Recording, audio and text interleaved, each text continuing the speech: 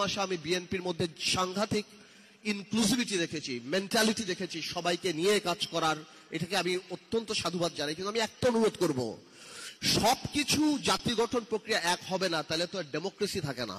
হয়তো অনেক জায়গাতেই অনেক কিছু থাকবে, অনেক কিছু একমত হবে না, কিন্তু আমাদের সবার একটা জায়গায় এক থাকতে হবে। কারণ সেটা হলো কি, আওয়ামী লীগ যাতে আর রাজনীতিতে না আসতে পারে। আনলেস আর রিফাইন্ড কেন থাকতে হবে আমি সেটাও বলি। আমি জানি এই কথাটা হয়তো অনেকের ডেমোক্রেটিক লাগবে না, কারণ বাংলাদেশের 4 থেকে 5 কোটি মা মনে করে আওয়ামী লীগ আসলে তাদের সন্তানদেরকে মেরে ফেলা হবে।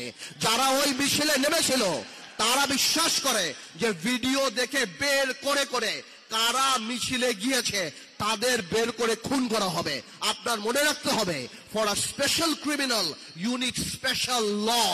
আপনি সাধারণ ল দিয়ে স্পেশাল ক্রিমিনালের বিচার করতে পারবেন না।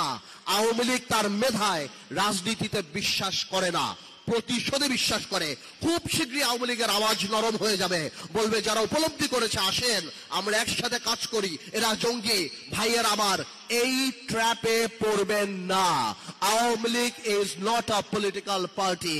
বাংলাদেশের প্রত্যেকটা মানুষ যারা ফেসবুকে লাল করেছিল তাদের জীবন লাল করে ফেলবে, ধ্বংস করে বলবে। এই একটা জায়গায় খালি আমরা থাকি, আওয়ামী লীগের ব্যাপারে পুরা জাতি আমাদের একসাথে থাকতে হবে।